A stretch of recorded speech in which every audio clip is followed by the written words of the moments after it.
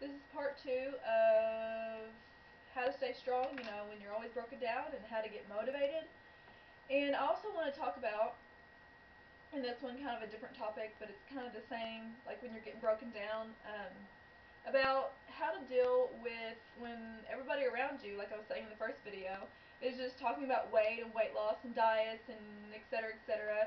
And it seems like that is pushed in our face all the time, in the media, magazines, television, parents, family, everything. It just seems like sometimes we're all alone. And like I said, you lose that motivation when you feel like you're all alone and you just don't have anything. You feel like there's no fuel to feed yourself because everything just feels pointless. Everything's just stressful and mentally harsh, and it just seems like there's no way out. And it just seems like this is life.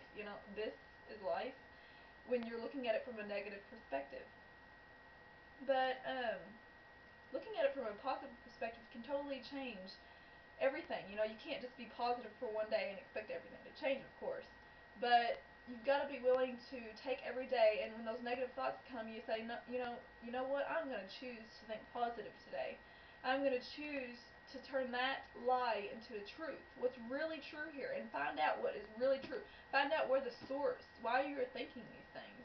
Why are you thinking that life is worthless? Why? You know, you just don't think that just because. There has to be a reason, and find out what it is personally for you. And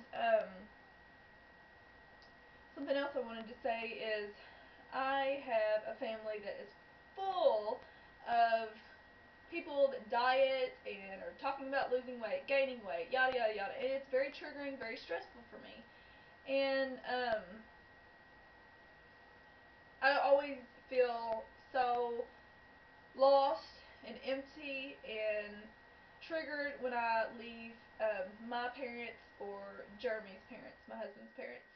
It's because, and his parents are kind of weight oriented too. It's always about, oh, you're looking good. It's always about the physical appearance and that kind of stuff. And it's really, really triggering.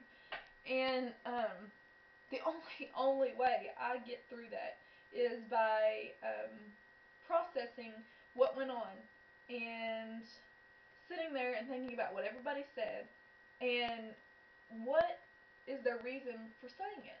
What is their personal reason for saying it? And I can say this with total honesty that the personal reason that my family says it is because they have their own issues. They don't say it to personally attack me. It's because they have their own issues with weight. And if they see me losing weight while being in recovery, they attack, and they say, you're looking too skinny, or this and this and this, or what are you eating? Here, you eat this, or golly, you're eating too much. It's like an attack, and it's like I gotta remember that they have their own issues. It's nothing really personal. It's just they have their own things that they gotta work through, and usually when people say those kind of things, they have their own issues, whether it be out of jealousy or anything else. But my family is kind of getting a little bit better with that. It's not as much as it used to be whenever I was in the depths of my anorexia and bulimia. But because of my recovery today, they've seen that they need to that needs to be talked about less. You know, especially with my mom and sisters and everything. Even though my mom still does it quite a lot, she has her own issues with food. But the main issue is that I'm talking about like when we get around my whole family, like aunts, uncles, cousins, etc. It's full blown attack of my body, of what I'm eating or what they're eating, who's lost weight in the family, who's gained weight, what diet to try next, and everything. It's just mentally exhausting because it's really triggering. It's like, I don't know, but if I didn't have my husband there, I don't think that I could do it. And if I didn't have God, if I didn't have the personal relationship, if I didn't feel like that life is more important than that, then I wouldn't be able to get through it. And God's not just my crutch, though. He's not just a crutch to lean on. He's always there in every situation. It's magnificent. He's always been there. It's not just like, oh, I found him. He's my crutch, and this is what I'm going to use. This is just a tool. No, he's the creator of the universe, and he's always been here. So he's not just a simple little tool that I use whenever I need to pick me up. No, in everything in my life. Joyful times, happy times, stressful times, triggering times, everything. But I challenge, all of you out there to,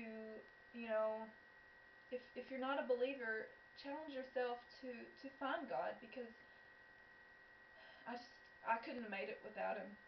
I couldn't have. You know, there's just this empty space inside of me.